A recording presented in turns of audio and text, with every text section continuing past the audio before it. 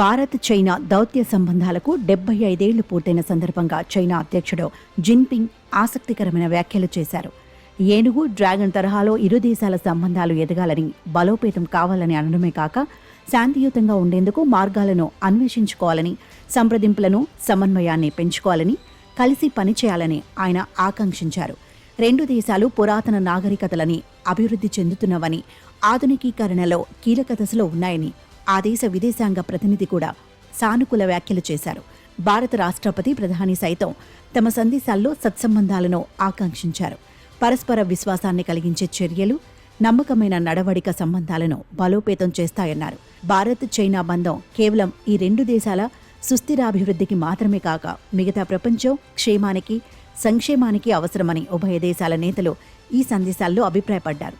ఈ 75 ఏళ్ల సందర్భాన్ని ఒక అవకాశంగా ఆధారంగా స్వీకరించి ఉజ్వల భవిష్యత్తు నిర్మాణానికి పునరంకితం కావాలని, పరస్పరం సహకరించుకోవాలని ఈ సందర్భంగా ఆకాంక్షించారు.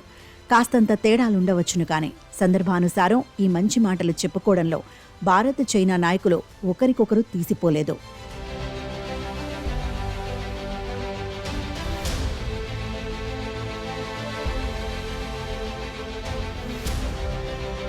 చైనా కాన్సుల్ జనరల్ కోల్కతాలో జరిగిన ఒక కార్యక్రమంలో భారత్ ఆర్థిక ప్రగతిని మెచ్చుకున్న విషయం మీడియా ప్రముఖంగా ప్రస్తావించింది. హిందీ, చీనీ భాయ్ భాయ్ అంటూ ఆయన భారత్ సాధించిన విజయాలను ప్రస్తావించి మెచ్చుకున్నారు. గతంలోనూ చైనా ప్రశంసలు కురిపించడం, ఆ తర్వాత పూర్తి భిన్నంగా దుశ్చర్యలకు పాల్పడటం తెలిసిందే. చైనాను నమ్మలేం, ఓ కన్ను వేసి ఉంచాల్సిందే అన్న హెచ్చరిక విశ్లేషకుల నుంచి వినిపిస్తూనే ఉంటుంది. ఉభయ దేశాల దౌత్య సంబంధాలకు 75 ఏళ్లైన సందర్భంలో 2020 ఏప్రిల్ 1న ఇలాగే అప్పటి రాష్ట్రపతి రామ్నాథ్ కోవింద్ చైనా అధ్యక్షుడితో శుభాకాంక్షలు పంచుకోవడం, సత్సంబంధాలు కాంక్షించడం, ఉభయులు సంకల్పాలు చెప్పుకోవడం, ఆ తర్వాత వరుస సరిహద్దు చొరబాట్లు, గాల్వన్ తరహా ఘాతుకాలతో సంబంధాలు పూర్తిగా అడుగంటిపోవడం తెలిసిందే. 5 ఏళ్ల తర్వాత ఇరు దేశాల నాయకులు మళ్లీ ఈ ఏప్రిల్ 1 సందర్భాన్ని గుర్తు చేసుకోవడం విశేషం. 1950 ఏప్రిల్ 1న కమ్యూనిస్టు పార్టీ నేతృత్వంలోని పీపుల్స్ రిపబ్లిక్ ఆఫ్ చైనాతో దౌత్య సంబంధాలు నెలకొల్పుకున్న దాదాపు దశాబ్దం వరకు వ్యవహారం భాయిగానే ఉంది. కానీ సరిహద్దులు సరిగ్గా లేని ఈ రెండు దేశాల మధ్య 1962లో జరిగిన యుద్ధం పరిస్థితులను ఒక్కసారిగా తలకిందులు చేసింది. అనంతర కాలంలో అవిశ్వాసం ఎంత హెచ్చినా ఏవో కొన్ని ఒప్పందాలో, అవగాహనలో, అవసరాలో కారణంగా దశాబ్దాల పాటు సరిహద్దులు ప్రశాంతంగా ఉన్నది నిజమే. అయితే ఇటీవలి కాలంలో అమెరికాతో మన సాన్నిహిత్యం ఆయుధాల కొనుగోలు దాటి ఆలింగనాల వరకు హెచ్చడంతో సరిహద్దుల్లో చైనా చొరబడటము, అడపాదడపా మనల్ని కవ్వించడమూ పెరిగింది.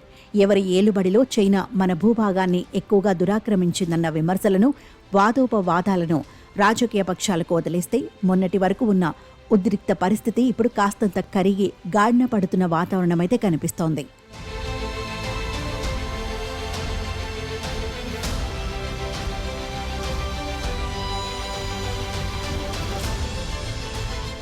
భారత్ ఉత్పత్తులను దిగుమతి చేసుకుంటామని, వాణిజ్యం పెంచుకుంటామని, అన్ని రంగాల్లో సహకరిస్తామని చైనా దౌత్య ప్రతినిధులు ప్రస్తుత సందర్భంలో హామీలు కురిపిస్తున్నారు. భారతీయ సంస్థలకు స్వాగతం పలుకుతున్నారు.